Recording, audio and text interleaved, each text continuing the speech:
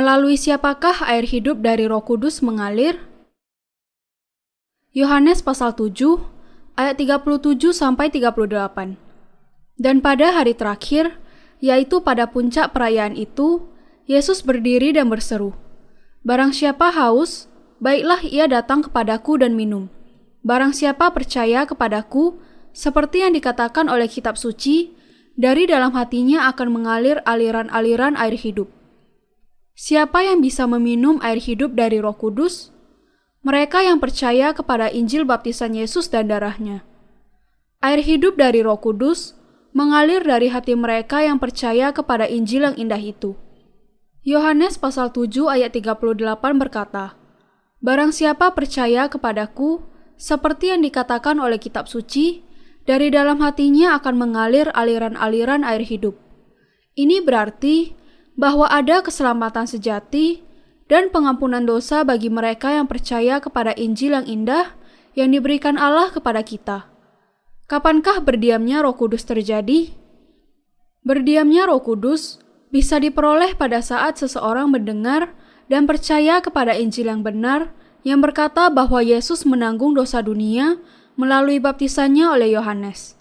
Sejak itulah manusia bisa meminum air hidup dari Roh Kudus. Mereka yang percaya kepada ini memiliki Roh Kudus berdiam dalam kehidupan mereka dan bisa mengalami perasaan dalam kehidupan rohaninya bahwa air hidup mengalir, menyegarkan dan melembutkan hati mereka yang kering setiap kali mereka mengabarkan atau mendengar firman Allah.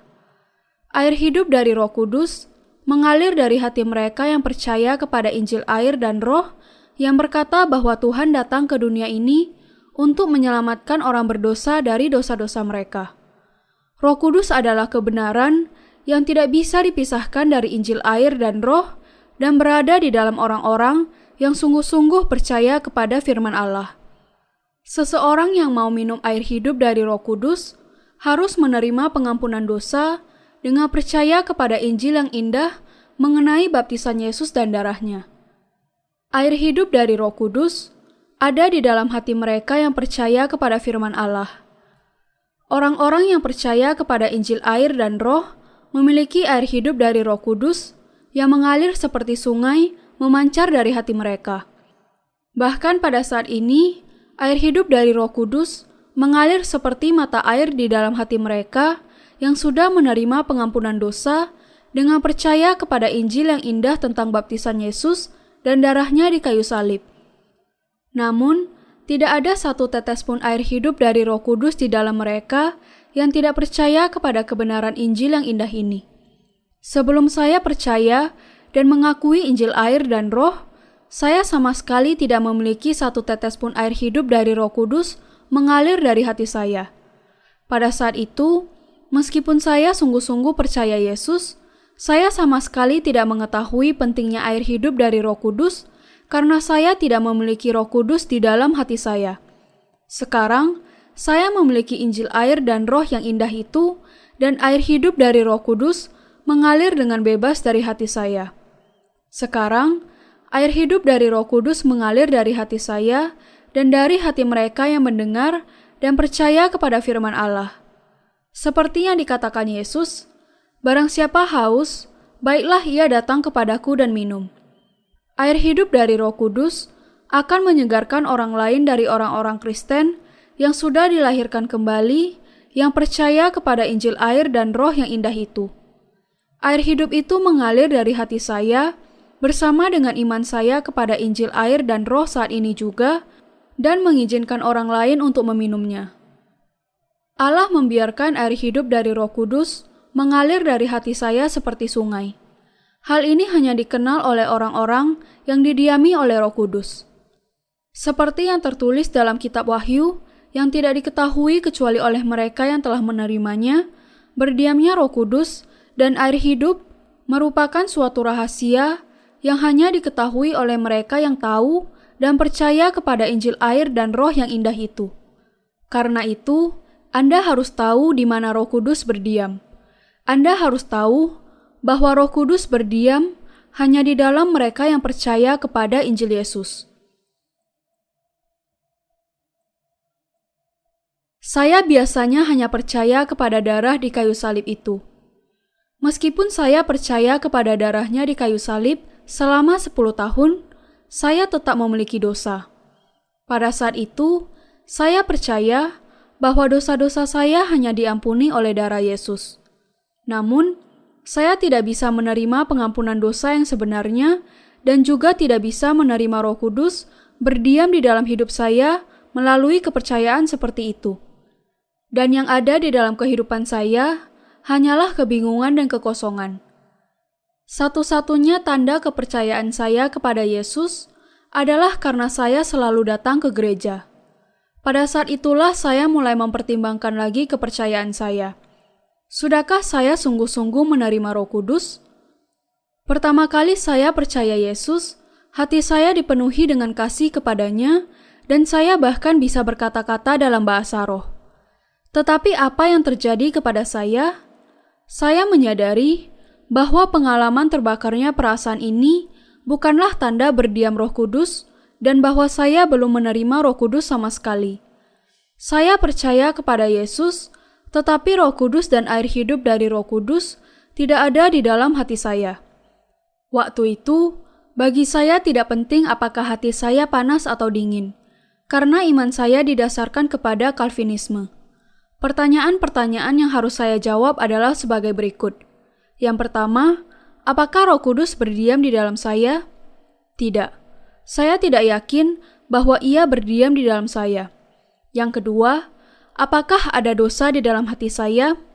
Ya, ada. Pasti ada dosa di dalam saya, meskipun saya sudah percaya kepada darah Yesus di kayu salib. Saya masih memiliki dosa di dalam hati saya dan menaikkan doa-doa pertobatan setiap hari. Dosa di dalam hati saya tidak pernah sungguh-sungguh dihapuskan bagaimanapun saya berusaha. Bagaimana saya bisa menerima Roh Kudus berdiam di dalam hati saya? Bagaimana saya bisa membasuh dosa di hati saya? Keduanya adalah pertanyaan-pertanyaan yang mengganggu pikiran saya, meskipun saya sudah percaya Yesus. Saya sudah berkata-kata dalam bahasa roh setelah saya percaya Yesus, dan saya juga percaya bahwa dosa-dosa saya dihapuskan karena iman saya kepada darah Yesus. Tetapi, semakin lama semakin banyak dosa yang bertumpuk di dalam hati saya. Dosa memenuhi kehidupan saya. Doa pertobatan dan puasa tidak bisa membasuh dosa saya selama saya hanya bersandar kepada darah Yesus semata. Saya begitu lama khawatir mengenai dosa-dosa tindakan saya. Semakin saya khawatir, semakin banyak saya mengajarkan khotbah tentang Yesus kepada orang lain.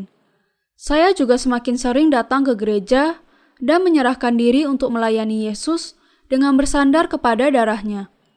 Namun, semakin lama dosa-dosa tindakan saya menghalangi saya untuk memiliki iman yang benar. Percaya kepada Yesus menjadi lebih sulit daripada sebelumnya. Saya berusaha untuk semakin bersandar kepada darah Yesus dan melakukan usaha sebaik mungkin serta menambah ketaatan saya kepada Allah. Tetapi kekosongan di dalam hati saya semakin besar. Iman seperti ini membuat saya merasa kosong dan hampa, dan saya menjadi seorang Kristen yang munafik yang hanya memperlihatkan penampilan luar saja. Saya berpikir, percaya kepada Yesus memang seperti ini, bukan hanya saya saja yang begini. Saya berusaha menyangkal bahwa iman saya selama ini salah arah. Namun, darah Yesus dan doa-doa pertobatan tetap tidak bisa menghapus dosa tindakan saya. Lalu dengan iman bagaimana dosa-dosa tindakan saya bisa dihapuskan? Dosa-dosa tindakan saya hanya bisa dihapuskan melalui kepercayaan saya bahwa segala dosa saya ditanggungkan kepada Yesus pada waktu Ia dibaptiskan di Sungai Yordan. Itulah yang tertulis di dalam Matius pasal 3 ayat 13-17. Lalu mengapa dosa-dosa tindakan saya tidak dihapuskan dengan darah Yesus? Saya tidak mengetahui dan tidak percaya kepada Injil yang indah itu yang mengandung makna tentang baptisan Yesus oleh Yohanes. Apakah itu berarti bahwa segala dosa dunia dibasuh melalui baptisan Yesus? Ya, itu benar. Alkitab memberi kesaksian tentang hal itu dengan berkata, "Sesungguhnya jika seorang tidak dilahirkan dari air dan roh, ia tidak dapat masuk ke dalam kerajaan Allah. Yohanes pasal 3, ayat 3-5.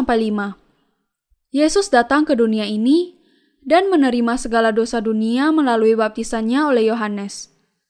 Saya masih meragukan hal ini dan membandingkan perjanjian lama dengan perjanjian baru untuk menjelaskan hal ini. Hasilnya adalah saya menemukan bahwa hal itu memang kebenaran. Segala dosa dunia ditanggungkan kepada Yesus pada waktu ia dibaptiskan, dan dosa-dosa saya juga ditanggungkan kepadanya pada saat itu. Saya disucikan melalui iman saya kepada firman itu.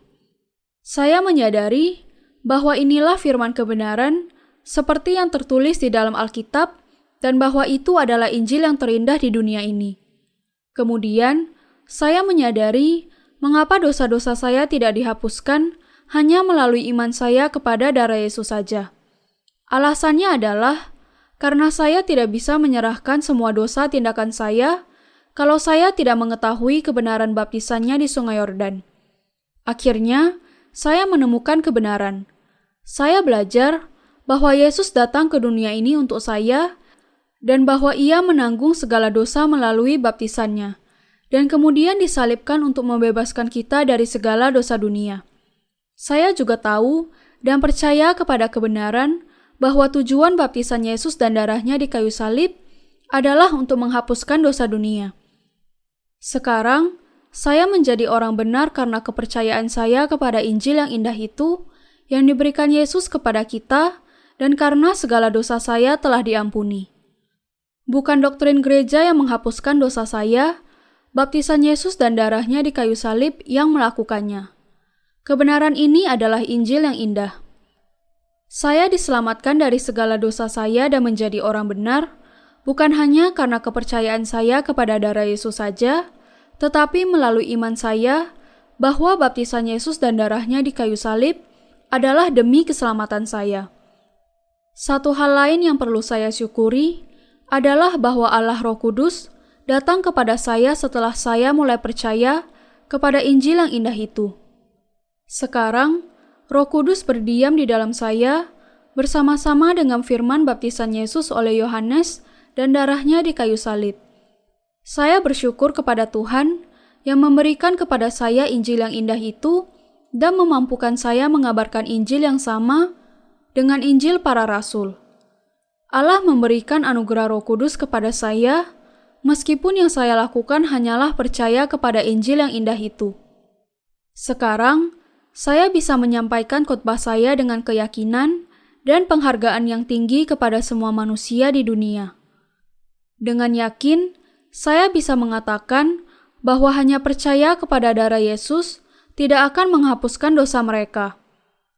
Tetapi saya bisa mengatakan kepada mereka bahwa segala dosa mereka pasti akan dibasuh hanya kalau mereka percaya kepada Injil yang indah itu yang mengajarkan mengenai baptisan Yesus oleh Yohanes dan darahnya di kayu salib. Saya sama sekali tidak malu di hadapan Allah pada saat saya mengabarkan Injil yang indah itu. Saya bisa dengan bangga mengabarkan Injil yang indah mengenai dilahirkan kembali dari air dan roh kepada semua manusia di seluruh dunia. Saya bersyukur kepada Allah. Saya bersyukur kepada Allah yang mengizinkan saya minum air hidup dari Roh Kudus dengan memberikan kepada saya Injil air dan roh. Uji klinis menunjukkan bahwa Injil yang benar adalah Injil air dan roh. Sudahkah Anda sungguh-sungguh menerima pengampunan dosa dan berdiamnya Roh Kudus? Bagaimana Anda bisa tahu bahwa Injil yang Anda percayai adalah Injil yang benar? Suatu saat, saya mengadakan sebuah ujian kepada orang-orang yang mau percaya kepada Injil yang indah yang diberikan Yesus kepada kita. Kepada satu dari mereka, saya hanya mengajarkan mengenai darah Yesus di kayu salib. Saya juga mengatakan kepadanya bahwa seharusnya tidak ada dosa di dalam Yesus Kristus. Kepada orang yang lainnya, saya mengajarkan Injil yang indah tentang baptisan Yesus dan darahnya di kayu salib. Hasilnya adalah orang yang menerima pengampunan dosa dengan percaya kepada darah Yesus saja berkata bahwa ia harus terus-menerus diampuni untuk dosa-dosa tindakannya. Tetapi orang yang percaya kepada Injil yang indah tentang baptisan Yesus dan darahnya, berkata bahwa ia sudah menjadi orang yang sungguh-sungguh tidak berdosa. Ia berkata bahwa ia tidak memiliki dosa di dalam hatinya karena ia percaya kepada kebenaran bahwa Yesus menanggung segala dosanya dan dihakimi untuknya. Ia juga bisa menerima Roh Kudus dari Allah karena ia percaya kepada Injil yang indah itu, yang berkata bahwa baptisan Yesus oleh Yohanes membasuh segala dosa dunia. Alasan mengapa orang itu bisa mengatakan bahwa ia tidak lagi memiliki dosa adalah karena ia sudah menerima Roh Kudus di dalam hatinya melalui kepercayaan kepada Injil yang indah itu. Roh Kudus memberikan kepadanya keyakinan untuk mengatakan bahwa ia tidak lagi memiliki dosa di dalam hatinya. Allah memberikan didiami oleh Roh Kudus orang-orang yang percaya kepada baptisan Yesus dan darahnya di kayu salib. Di dalam siapakah Roh Kudus berdiam? Roh Kudus diberikan sebagai anugerah kepada mereka yang percaya di dalam Injil yang indah itu tentang baptisan Yesus dan darahnya di kayu salib. Dengan melihat fenomena luar biasa yang terjadi di hari Pentakosta, menyebabkan banyak orang salah paham mengenai kebenaran tentang menerima Roh Kudus dan mengabaikan Injil yang indah itu. Banyak orang berpikir bahwa kalau mereka sungguh-sungguh berdoa dan mencari Roh Kudus, mereka akan mampu menerima berdiamnya Roh Kudus.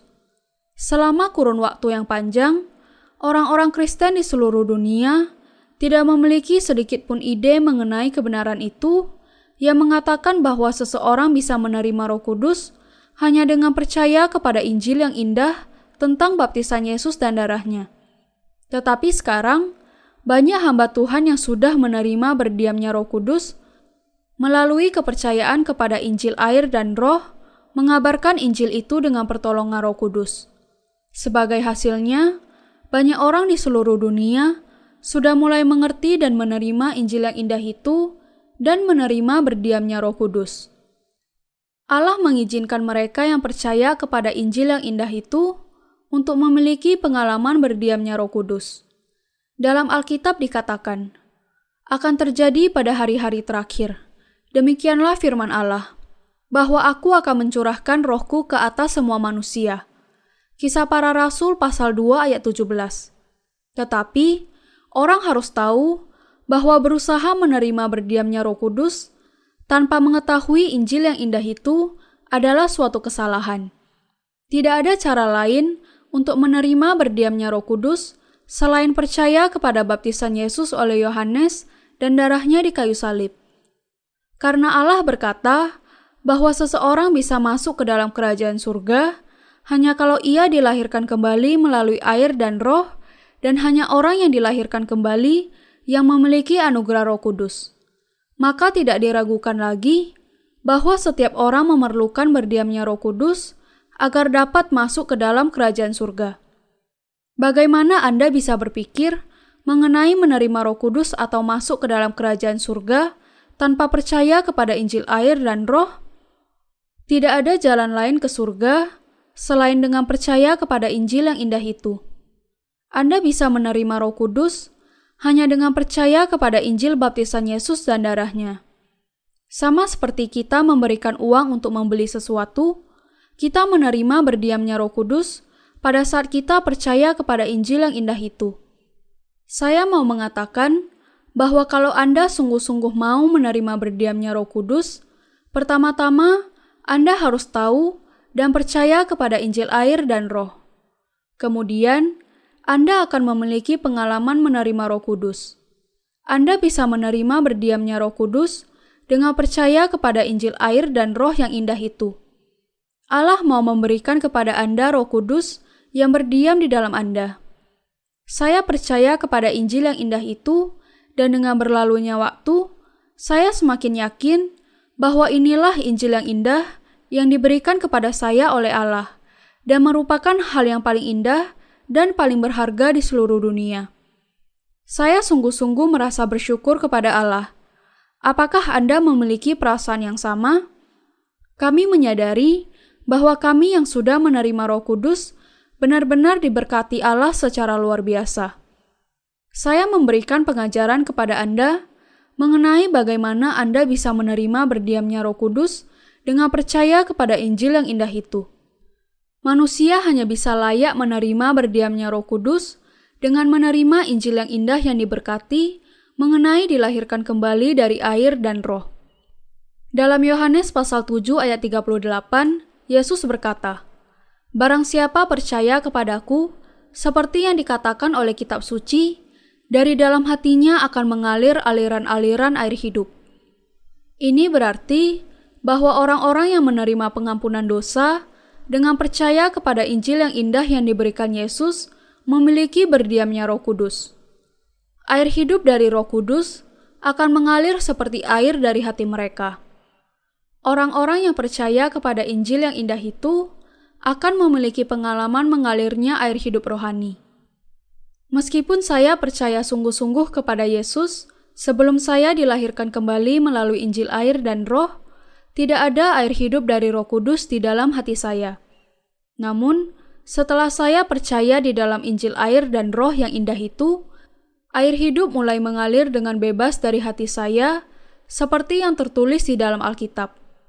Bahkan saat ini, air hidup dari Roh Kudus mengalir bersama dengan Injil air dan roh yang diberikan Allah kepada saya. Air hidup dari Roh Kudus mengalir dengan berkelimpahan dari hati saya sepanjang tahun. Saya mulai melakukan tugas penginjilan, mengabarkan Injil yang indah itu setelah saya menerima berdiamnya Roh Kudus. Pengakuan iman saya setelah percaya kepada Injil yang indah itu dan menerima berdiamnya Roh Kudus. Saat itu, tepat sebelum musim gugur, waktu saya berusia 20-an tahun. Musim gugur itu secara khusus membuat saya berpikir mengenai tidak terhindarkannya kematian saya. Kehidupan saya tahun itu diwarnai dengan kebingungan, kekosongan, dan kegelapan karena dosa di dalam hati saya. Saya melangkah ke arah yang salah dan tidak tahu bagaimana kembalinya. Tubuh saya menderita sakit bersamaan dengan kekosongan hati yang semakin bertambah. Karena dosa-dosa saya begitu putus asa dan tidak tahu apa sebabnya. Saya tidak memiliki pilihan lain selain menantikan penghakiman Allah di akhir kehidupan saya dan memohon pengampunan dosa. Oh Tuhan, saya mau menerima pengampunan dosa melalui iman kepadamu sebelum saya mati. Juga, tolong sembuhkan penyakit saya. Saya berdoa dan berdoa. Saat itu juga, harapan yang baru mulai memancar dari hati saya yang putus asa. Hati saya dipenuhi dengan kerinduan kepada Allah, dan saya merasakan kerinduan itu begitu panas. Tetapi itu bukan perasaan putus asa, tetapi harapan yang baru yang membara seperti api yang menyala di dalam hati saya. Sejak hari itu, saya memulai kehidupan rohani saya dengan percaya bahwa Yesus mati di kayu salib untuk menyelamatkan saya dari dosa-dosa saya. Tidak lama kemudian, saya mendapatkan pengalaman berkata-kata dalam bahasa roh. Lalu saya menangis setiap kali saya berpikir mengenai darah Yesus yang dicurahkan di kayu salib. Saya bersyukur bahwa Ia mencurahkan darahnya di kayu salib bagi saya. Setelah kejadian itu, saya meninggalkan kehidupan lama saya dan memulai pekerjaan baru yang bisa membuat saya ke gereja setiap hari Minggu. Saat itu, hati saya dipenuhi dengan kasih kepada Yesus dan ucapan syukur saya berlimpah setiap kali saya merasa bahwa Yesus mencurahkan darahnya di kayu salib untuk menyelamatkan dari dosa saya. Kerohanian saya mulai bertumbuh, tetapi hanya berdasar kepada firman tentang darah Yesus di kayu salib. Tetapi lama-kelamaan, kehidupan rohani saya mulai diganggu dengan penderitaan karena kelemahan dan dosa-dosa tindakan saya. Semua dosa tindakan saya tidak sepenuhnya dihapuskan karena saya hanya percaya kepada darahnya di kayu salib saja. Saya berusaha menghapuskan dosa tindakan saya melalui doa pertobatan. Tetapi doa-doa yang saya naikkan untuk mendapatkan pengampunan dari Allah tidak juga bisa menghapus dosa-dosa tindakan saya. Semua itu karena saya tidak bisa mentaati hukum Allah. Dosa-dosa tindakan saya mulai menumpuk. Meskipun dosa-dosa saya tidak sepenuhnya dihapus melalui doa pertobatan saya tidak memiliki pilihan lain kecuali meneruskan doa semacam itu. Saya percaya bahwa setiap kali saya berdosa, saya bisa menghapus dosa saya itu melalui doa pertobatan dan berpikir mengenai darahnya di kayu salib. Semakin saya menjalani kehidupan rohani saya, semakin menumpuk dosa-dosa karena kelemahan saya. Penderitaan saya semakin bertambah karena dosa-dosa saya. Saya menjadi orang Kristen Farisi, dan saya ditunjuk menjadi diakon dan kemudian menjadi penginjil meskipun di dalam hati saya ada beban dosa yang begitu besar. Saya pergi untuk mengabarkan Injil setiap kali saya merasakan sakit karena dosa tindakan saya, dan berpikir bahwa hal itu adalah satu-satunya cara untuk membersihkan jiwa saya. Tetapi dosa-dosa tindakan saya tidak terhapus melalui iman yang didasarkan kepada doktrin dan pengorbanan diri seperti itu. Saya bahkan merasakan pengalaman ditangkap oleh iblis. Saya jatuh ke dalam kutuk karena dosa tindakan saya dan bahkan merasakan dorongan yang kuat untuk mati karena pelanggaran saya. Engkau telah berdosa, bukan? Iblis terus-menerus mengutuk dan menyiksa saya dengan dosa-dosa saya. Iman saya berada di ambang kehancuran.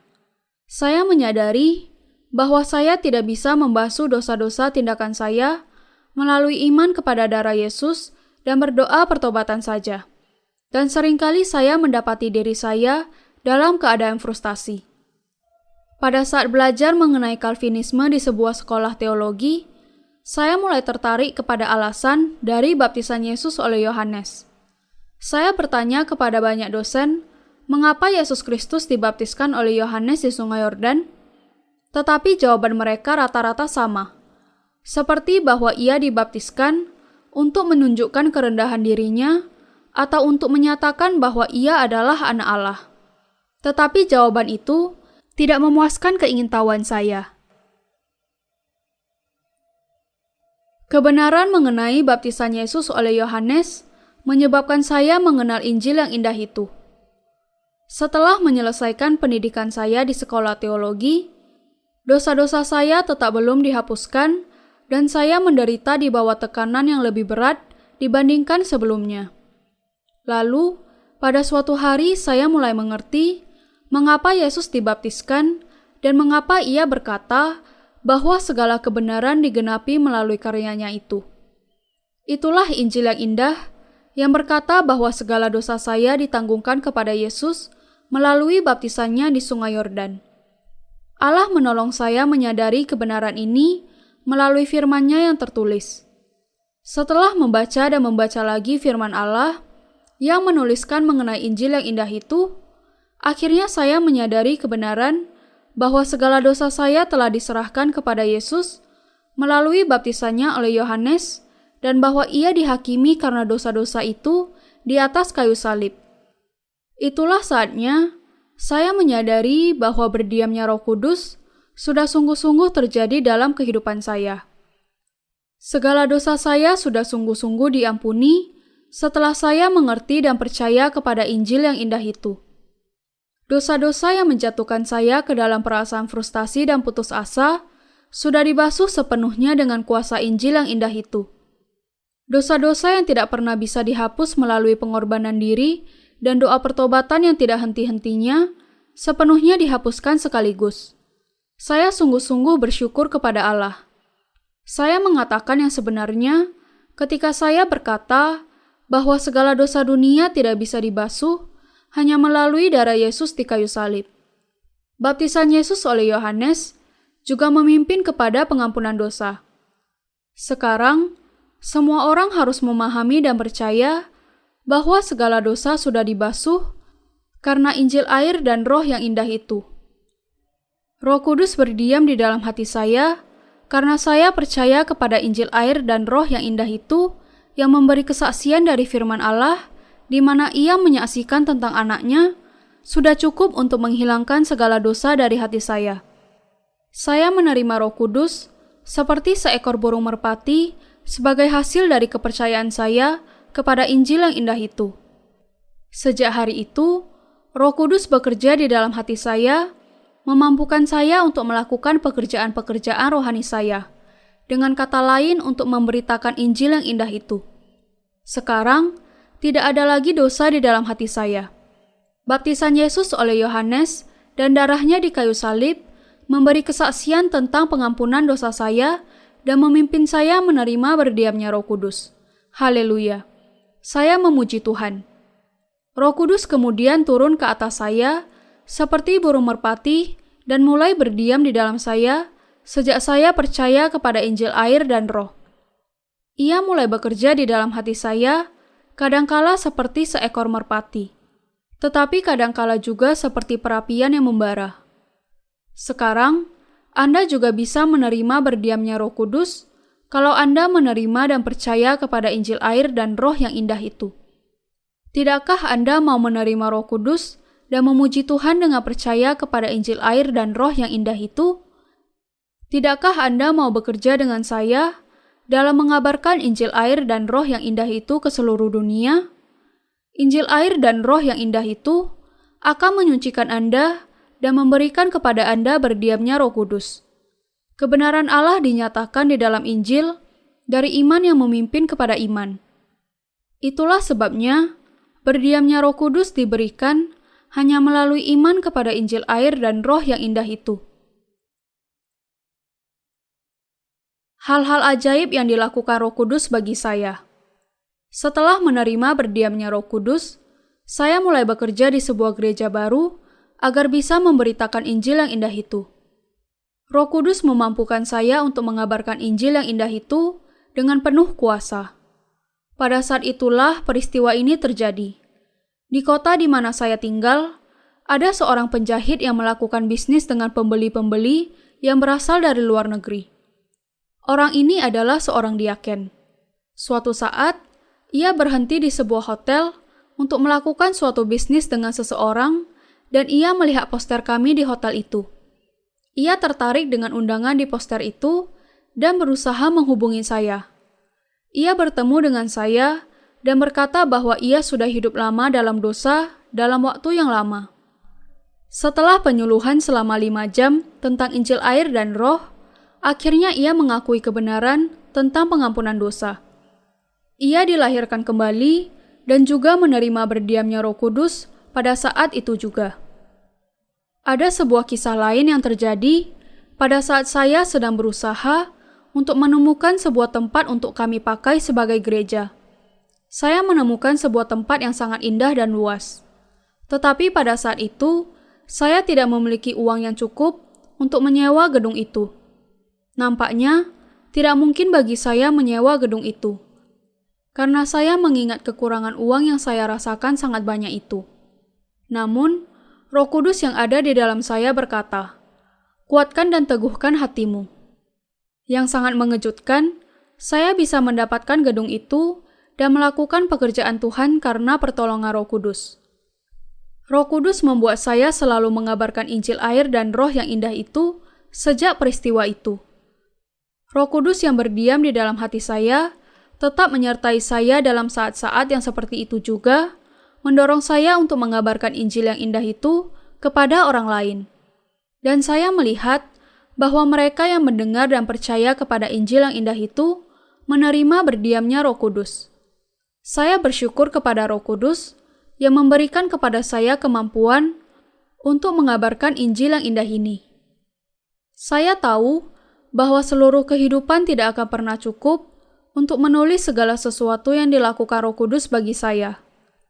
Roh Kudus membuat saya hidup dengan memiliki air hidup dari Roh Kudus yang mengalir dengan bebas di dalam hati saya. Saya bersyukur kepadanya yang berdiam di dalam saya. Roh Kudus menanamkan gereja yang berjalan bersamanya melalui Injil air dan Roh. Suatu saat, saya pergi ke padang gurun untuk mengabarkan Injil yang indah itu. Saat itu, Allah memimpin saya ke sebuah kota kecil dan saya bertemu dengan sekelompok kecil orang yang sedang mencari Allah. Allah memimpin saya untuk memberitakan Injil yang indah itu kepada mereka yang membuat mereka menerima berdiamnya Roh Kudus. Mereka juga menerima Roh Kudus dengan mendengar dan percaya kepada Injil yang indah itu. Roh Kudus memimpin mereka untuk menjadi rekan-rekan sekerja, dan saya datang untuk mengabarkan Injil yang indah itu kepada seluruh dunia bersama-sama dengan mereka sejak terjadinya peristiwa itu. Pada saat itu, mereka hanyalah satu kelompok kecil saja dan tidak bergabung dengan satu gereja manapun. Mereka mau hidup seturut dengan firman Allah, tetapi dengan putus asa, sering berseru kepada Allah, meminta pengampunan dosa, karena mereka merasa diperhamba oleh dosa. Roh Kudus memimpin saya kepada kelompok ini dan mendorong saya untuk mengabarkan Injil air dan Roh yang indah itu, yang dimulai dengan sistem pengorbanan di dalam kitab Imamat, dan orang-orang itu menerima Roh Kudus melalui perkataan-perkataan dari Injil yang indah itu. Allah memantapkan gereja Roh Kudus bersama-sama dengan mereka yang percaya kepada Injil yang indah itu. Roh Kudus menetapkan murid-murid Yesus melalui Injil yang indah itu. Sekarang, semakin banyak domba-domba yang mulai menerima Roh Kudus dan masuk ke dalam gereja.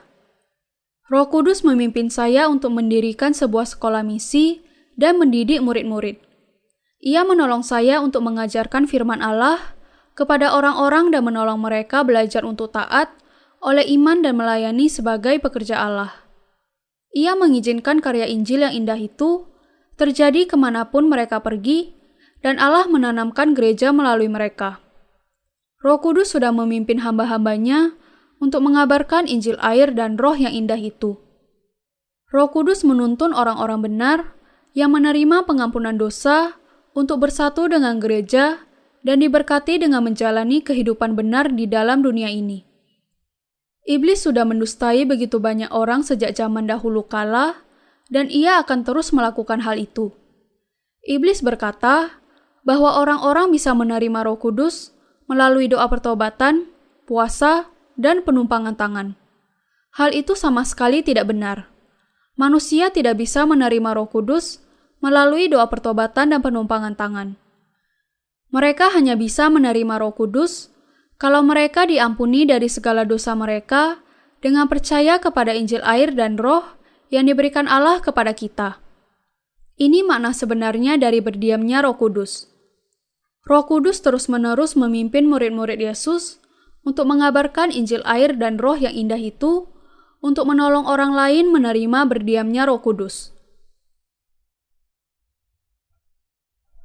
Roh Kudus memimpin kami melakukan pelayanan literatur ke seluruh dunia. Sama seperti Paulus meninggalkan Injil yang indah itu di dalam surat-suratnya, Roh Kudus berdiam di dalam hati saya, menjadi dorongan bagi saya untuk mengajarkan dan mengabarkan Injil air dan Roh yang indah itu dalam bentuk tulisan. Inilah alasannya mengapa saya menulis buku-buku Kristen yang berisikan Injil yang indah itu, yang memimpin orang percaya untuk menerima Roh Kudus.